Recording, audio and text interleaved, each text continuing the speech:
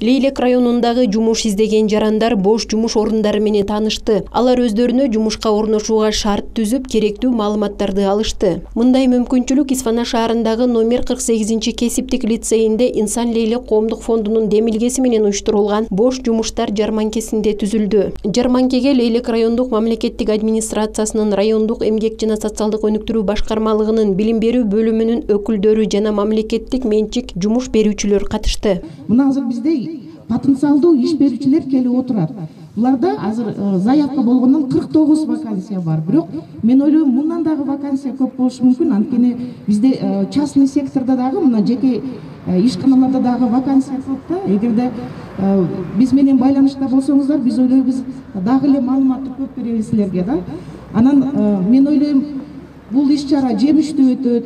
Мына бүгүн келген жаштар, кыздар, балдарыбыз өзгө ылайыктуу, өздөрү издеген жумушуну таап кетет деп ойлойм. Лейлек районунда расмий түрдө 2270 жумушсуз жаран каттоодо турат. Бош жумуш орундар жарманкесинде мамлекеттик мекемелерден жана жергиликтүү бийликтен 15 жумуш берүүчү 49 бош жумуш орундарын сунуштады. Ал эми 7 жеке уюм 50дөн ашуун бош жумуш орундары бар экенин айтышты. Социалдык өнүгүү башкармалыгы Инсан Лейлек коомдук фонду тарабынан бош жумуштар жарманкеси өткөрүлүп жатат.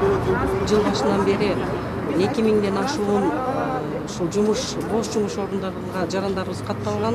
Бүгүнкү күндө 123 жараныбыз эмгек менен камсыз болду. Бул аз камсыз болгондун негизи ушул бүгүнкү күндөгү пандемиянын таасири өтө чоң болуп жатат. Ушул пандемия аз күндө токтосо, ушул жалпы эле Лейлек районуна катталган жарандарыбызды жумуш менен камсыз кылабыз деген үмүтүбүз чоң. Бизде кыйла иштер болуп атат. Булар болсо биздин Лейлек районуга 2018ден бери иштеп атат. Атап айтканда мына бүткүл дүйнөлүк азык-түлүк программасы боюнча дагы 101 тонна un менен 9 тонна май таркатылды. Булар болсо дагы алгылуу иш алып барууда. Мына сырткары биз мына азыркы имаратта турабыз. Ошол номер 48-кесипчилик техникалык окуу жайынын базасында 26 адамды окутуп, жумуштарды окутуп, иш менен камсыз кылдык. Андан сырткары мына жакында 2 группаны, 15-15тен 2 группаны ширетүүчү жана тигүүчүлөргө окутуп даярдоодобуз.